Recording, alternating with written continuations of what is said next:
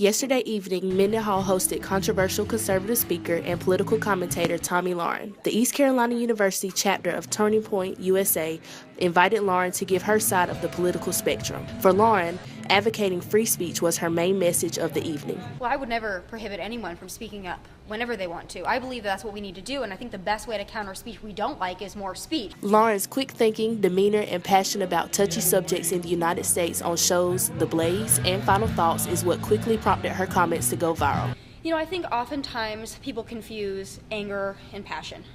I think when you're passionate about something, sometimes you're angry, sometimes you're emotional. Lahren says political disagreements should not lead to violence and hatred towards one another. In the real world, there aren't safe spaces. In the real world, there aren't trigger warnings. So you're going to have to get used to hearing things you don't like to hear. Protesters arrived outside of Mendenhall Student Center shortly after Lauren's arrival to campus. When asked about how she felt about Lahren coming to ECU, protester Nakasia King says she does not agree with the decision. We have, students here that are people of color.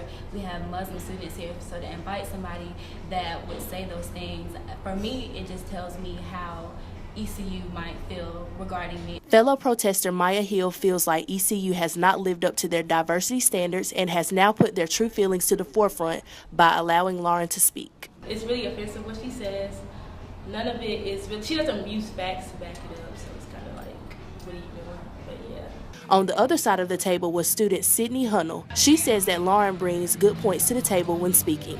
I personally think it's a really great opportunity. I think it's awesome to see ECU bring something so diverse to campus that's kind of on the other spectrum of like the normal things that we would see. ECU is one of the first campuses to hold a conversation with Lahren after her recent pro-choice debacle on The View. College campuses are one of the first places young adults get their own voice on politically charged events, Lahren says. This should be the place where we are allowed to speak the most freely. This should be the space where we're learning how to grow up. We're learning how to enter the real world. I am Cookie Brower with Tech Video.